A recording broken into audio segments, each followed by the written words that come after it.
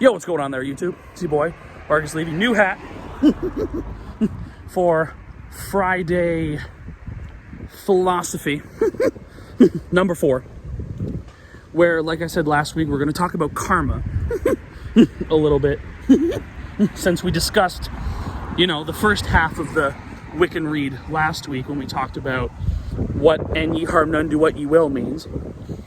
First off, what do you guys think of the new straw boater? It's going to be the new look going forward. The bucket hats were kind of a trial phase, and I don't know, ever since I went through a fedora phase some years ago, go back and take a look at the 50 subscriber milestone unlock video to see what I looked like with the fedora on, because I believe I'm wearing it in that video. And of course, if we get to 100 subscribers, there's more of those old vlogs for me to share. I just kind of want to see the channel grow so there's more people to laugh at my old embarrassments. But anyway, so what is karma exactly? Well, it comes from an old Sanskrit word, which of course makes it somewhere in the realm of like 5,000 years old or more.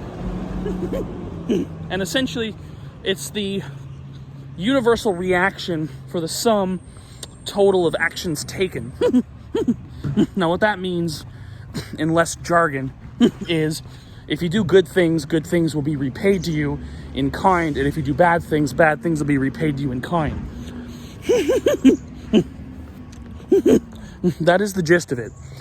But there is another side, something a lot of people don't think about. Intention. If I go and do a selfless act, or what could be deemed as a selfless act, but I have the intention of wanting and seeking praise for that particular action, well, I'm going to tell you, you're going to have a bad time. Because while you might get praise in the moment, that's it. The universe isn't going to reward you with something else, because you were there hoping for someone to give you that praise, that validation, whatever it is that you're seeking. Whereas positive karma is often accumulated over days, weeks, months, even sometimes years. And the universe will cash it in for you at the moment where it is most advantageous for you. And of course, that's out of our control. Negative karma, on the other hand, is also accumulated over the same lengths of time, but of course it's cashed out at the time when it is least advantageous for you. Having a really shit day, got a lot of bad karma, it's about to get worse. That's essentially the way that I look at it. And see, negative karma can totally cancel out anything that could have been gained from something positive. If you do that selfless act, but you're expecting praise, well, that's negative karma. The universe doesn't really want people going around pandering for karma. That's not how this shit works.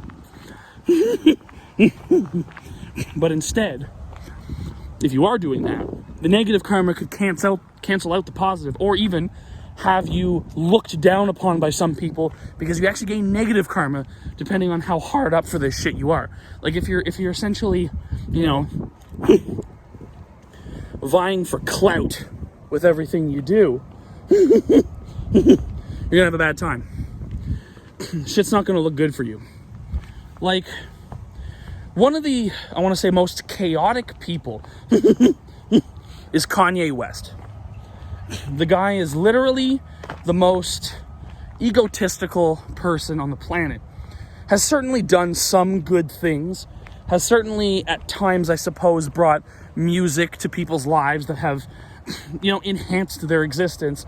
But again, he's the cloudiest motherfucker on the planet, and unfortunately, karma has slapped him with mental health issues. Has slapped him with a negative image. Why? Because he vied for that attention for so long. That's kind of a controversial take on it, because most people will be like, well, mental health issues are always inherent and they were just played up by, him having his life being in the public. Well, exactly. And karma has made that worse for being that way. But when you do good things, you can often be remembered in a positive light, or thought of in a positive light by a lot of people. And it's about doing good things, not for the sake of anything, but just doing the thing. That is how you gain the most karma.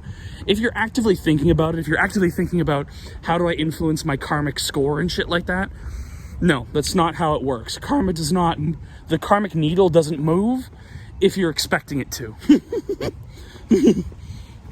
Except for with negative actions. With negative actions, it's multiplied when you're expecting it to move.